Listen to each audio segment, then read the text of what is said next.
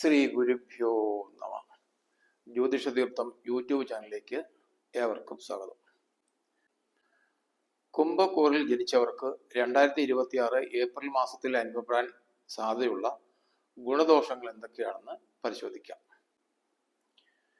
ഈ കൂറുകാരെ സംബന്ധിച്ച് 14-ാം തീയതി വരെ സൂര്യൻ സ്ഥിതി ചെയ്യുന്നത് 2-ാം ഭാവത്തിലാണ്. 2-ാം ഭാവത്തിലെ സൂര്യന്റെ സ്ഥിതി ഇവർക്ക് അത്ര ഗുണകരമല്ല. പ്രത്യേകിച്ച് സാമ്പത്തികമായ നഷ്ടങ്ങൾ സംഭവിക്കാൻ സാധ്യതയുണ്ട്.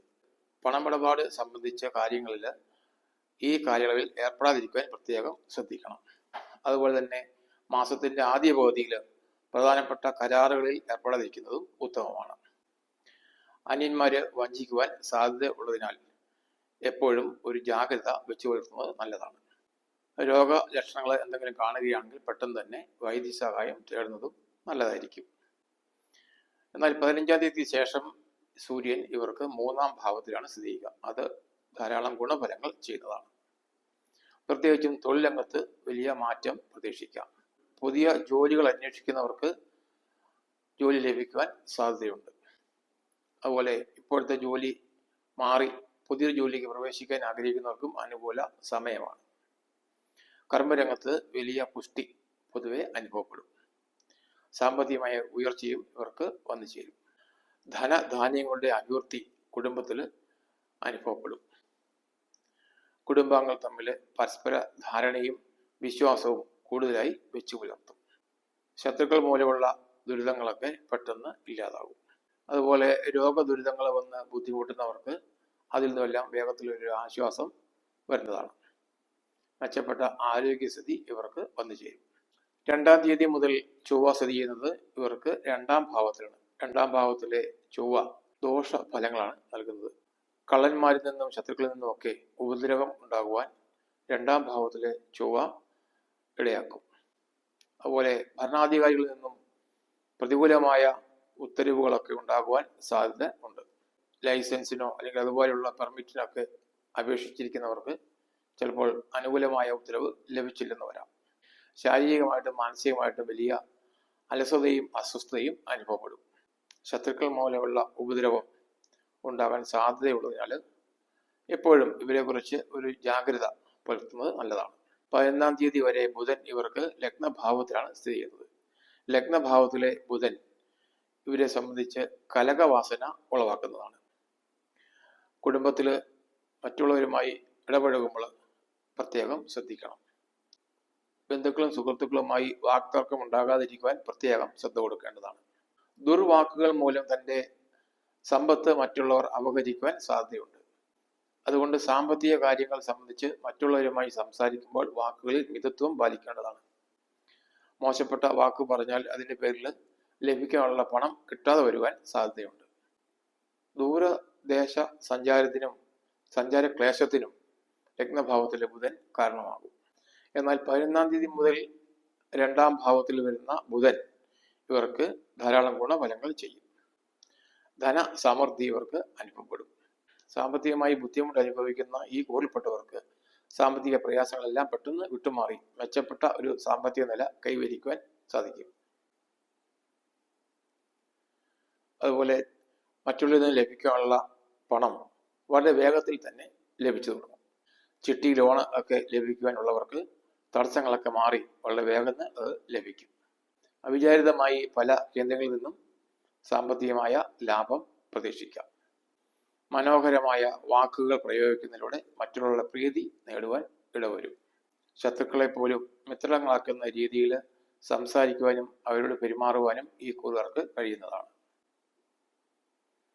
വ്യാഴം സ്ഥിതി ചെയ്യുന്നത് 5-ാം ഭാവത്തിലാണ്. 5-ാം ഭാവത്തിലെ വ്യാഴം ധാരാളം ഗുണഫലങ്ങൾ ഇവർക്ക് നൽകുന്നു. പ്രധാനമായും സാമ്പത്തിക ലാഭമാണ് 5-ാം ഭാവത്തിലെ വ്യാഴം ഇവർക്ക് നൽകുന്നത്. എല്ലാ രംഗത്തു നിന്നും സാമ്പത്തിക നേട്ടം പ്രതീക്ഷിക്കാം. പ്രത്യേകിച്ചും കർമ്മരംഗം പുഷ്ടിപ്പെടുകയും അവിടെ നിന്നും കൂടുതൽ ലാഭം ഉണ്ടാവുകയും ചെയ്യും. തൊഴിൽപരമായ പ്രശ്നങ്ങളൊക്കെ ഇല്ലാതാകും. മേലധികാരികളുടെയും സഹപ്രവർത്തകരുടെയും സഹായത്തോടെ തൊഴിൽ രംഗത്ത് കൂടുതൽ വിജയിക്കുവാൻ ഈ കൂറുകാർക്ക് കഴിയുന്നതാണ്. പുത്ര സൗഖ്യം ഈ കൂറുകാർക്ക് അനുഭവപ്പെടും. സന്താനങ്ങൾ മൂലം കൂടുതൽ സൗഭാഗ്യങ്ങൾ വന്നു ചേരും. മക്കൾക്ക് ഉയർന്ന വിദ്യാഭ്യാസത്തിനും അതുപോലെ മെച്ചപ്പെട്ട ഉദ്യോഗത്തിനും അവസരം ലഭിക്കും. നവീന ഗൃഹലാഭവും 5-ാം ഭാവത്തിലെ വ്യാഴം നൽകുന്ന ശുഭഫലമാണ്. പുതിയ വീട് പണിയാൻ ആഗ്രഹിക്കുന്നവർക്കും പുതിയ വീട് വാങ്ങാൻ ആഗ്രഹിക്കുന്നവർക്കും അതിന് അനുകൂലമായ സമയമാണ്.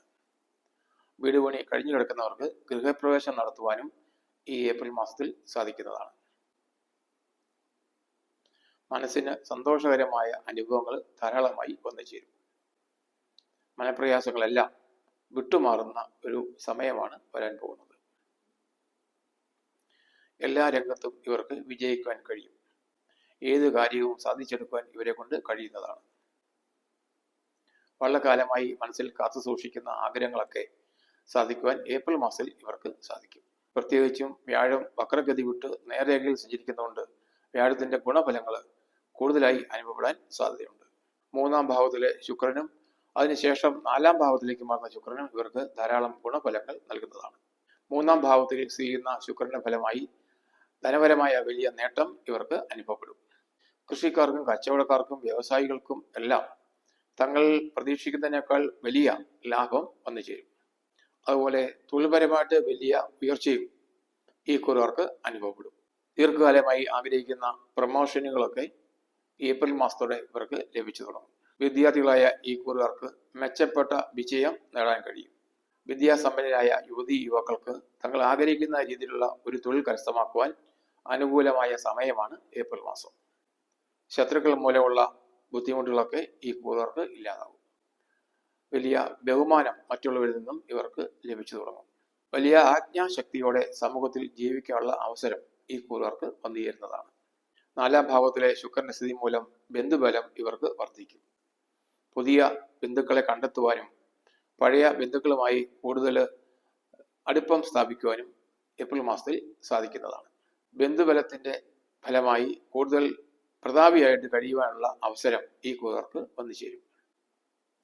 ബന്ധുജനങ്ങളുമായി സഹവസിക്കാനുള്ള യോഗവും ഇവർക്ക് ഉണ്ടാവും. ദൂരദേശങ്ങളിലെ ബന്ധുക്കളുമായി സഹവാസം ചെയ്യുവാൻ ഇവർക്ക് ഏപ്രിൽ മാസത്തിൽ ഇടവരുന്നതാണ്. ശനി ഇവർക്ക് 2-ാം ഭാവത്തിലാണ് സ്ഥിതി ചെയ്യുന്നത്. 2-ാം ഭാവത്തിലെ ശനിയുടെ ചാരഫലം അനുകൂലമല്ല. ബന്ധുജനങ്ങളുമായി വിരോധത്തിൽ ആകുവാൻ സാധ്യത കാണുന്നുണ്ട്. അതുപോലെ കുടുംബത്തിൽ വാക്തർക്കവും കലഹവും ഉണ്ടാകുവാൻ സാധ്യതയുള്ളതിനാൽ കുടുംബാംഗങ്ങളുമായി ഇടപഴകുമ്പോൾ സംസാരത്തിൽ മിതത്വം പാലിക്കുന്നത് ഉത്തമമായിരിക്കും. ഭാര്യ പുത്രാദികളുമായിട്ട് അഭിപ്രായ വ്യത്യാസം ഉണ്ടാകുവാനും അവരിൽ നിന്നും വേർവിട്ട് കഴിയുവാനുമുള്ള സാധ്യതയും കാണുന്നുണ്ട്. ദൂരദേശ ഗമനം ചെയ്യുവാനും ഏപ്രിൽ മാസത്തിൽ സാധ്യത കാണുന്നു. കുടുംബാംഗങ്ങൾ തമ്മിൽ വാക്കുതർക്കം ഉണ്ടാകാതെ ഇരിക്കുവാൻ പ്രത്യേകം ശ്രദ്ധിക്കണം. കുടുംബ സ്വത്തുക്കൾക്ക് നഷ്ടം സംഭവിക്കാൻ സാധ്യതയുള്ളതിനാൽ സ്വത്ത് സംബന്ധിച്ച ക്രയവിക്രയങ്ങൾ നടത്തുമ്പോൾ പ്രത്യേകം ശ്രദ്ധിക്കണം.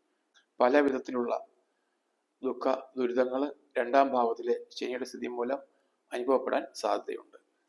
പലപ്പോഴും മറ്റുള്ളവരോട് അസത്യം പറയേണ്ട അവസരം ഉണ്ടായെന്ന് വരാം. ലഗ്നഭാവത്തിൽ സ്ഥിതി ചെയ്യുന്ന രാഹുവും ഇവർക്ക് അനുകൂലമല്ല. സ്വജനങ്ങളുമായി കലഹം ഉണ്ടാകുവാനും അവരിൽ നിന്നും വേർപെട്ട് കഴിയുവാനും ഇടവന്നേക്കാം. ദൂരദേശ ഗമനത്തിന് സാധ്യതയുണ്ട്. സാമ്പത്തികമായ നഷ്ടങ്ങൾ സംഭവിക്കാൻ സാധ്യതയുള്ളതിനാൽ സാമ്പത്തിക കാര്യങ്ങളിൽ ശ്രദ്ധ പുലർത്തുന്നത് നല്ലതാണ്. ശാരീരികമായും മാനസികമായും തളർച്ചയും ഉന്മേഷക്കുറവും അനുഭവപ്പെടാൻ സാധ്യതയുണ്ട്. 7-ാം ഭാവത്തിൽ സ്ഥിതി ചെയ്യുന്ന കേതു ദാമ്പത്യ പ്രശ്നങ്ങൾ ഉണ്ടാക്കുവാൻ സാധ്യത കാണുന്നു. ദമ്പതിമാർ തമ്മിൽ പരസ്പര വിശ്വാസത്തോടെയും ബഹുമാനത്തോടെയും ഇടപെടുന്നത് കുടുംബത്തിൽ കലഹം ഒഴിവാക്കുവാൻ സഹായിക്കും. ഉദരരോഗവും നയനരോഗവും വരാൻ സാധ്യതയുള്ളതിനാൽ രോഗലക്ഷണങ്ങൾ കണ്ടാൽ വൈദ്യസഹായം തേടേണ്ടതാണ്. സൂര്യന്റെ അനിഷ്ടഭാവ സ്ഥിതി മൂലമുള്ള ദോഷങ്ങൾ ഇല്ലാതാക്കുന്നതിന് മഹാദേവന് ധാര കഴിച്ച് പ്രാർത്ഥിക്കുന്നത് ഉത്തമമാണ്. ചൊവ്വയുടെ അനിഷ്ടഭാവ സ്ഥിതി മൂലം ഇവർക്ക് വരാൻ സാധ്യതയുള്ള ദോഷങ്ങൾ ഇല്ലാതാക്കുവാൻ ഭദ്രകാളിക്ക് സഹസ്രനാമ പുഷ്പാഞ്ജലി കഴിക്കുന്നത് ഉത്തമമാണ്. ബുധന്റെ അനിഷ്ടസ്ഥിതി മൂലം അനുഭവപ്പെടാൻ സാധ്യതയുള്ള ദോഷങ്ങൾ ഇല്ലാതാക്കുവാൻ അവതാര വിഷ്ണുവിന് സഹസ്രനാമ പുഷ്പാഞ്ജലി കഴിക്കുന്നത് ഉത്തമമാണ്. ശനിയെ കൊണ്ടുള്ള ദോഷങ്ങൾ ഇല്ലാതാക്കുവാൻ ഹനുമാൻ സ്വാമിക്ക് വെറ്റിലമാല സമർപ്പിച്ച് പ്രാർത്ഥിക്കുന്നതും വെണ്ണ സമർപ്പിക്കുന്നതും ഉത്തമമാണ്. രാഹു കേതുക്കളുടെ ദോഷം ഇല്ലാതാകുന്നതിന് നാഗദൈവങ്ങൾക്ക് പ്രീതികരമായ വഴിപാടുകൾ കഴിക്കുന്നതും ഗണപതി ഭഗവാന് കറുകമാല സമർപ്പിക്കുന്നതും ഉത്തമമാണ്. ഈ വീഡിയോയിൽ പറയുന്നത് ചാരഫലം മാത്രമാണ്. ഇപ്പോൾ അനുഭവിക്കുന്ന ദശയുടെയും അന്തർദശയുടെയും ഗുണദോഷങ്ങൾക്കനുസരിച്ച് മാത്രമായിരിക്കും ചാരഫലം അനുഭവപ്പെടുക. ജാതകവശാൽ എന്തെങ്കിലും ദോഷങ്ങൾ ഉള്ളവർ അത് കണ്ടെത്തി പരിഹരിച്ചാൽ ഗുണഫലങ്ങൾ കൂടുതലായി അനുഭവപ്പെടും.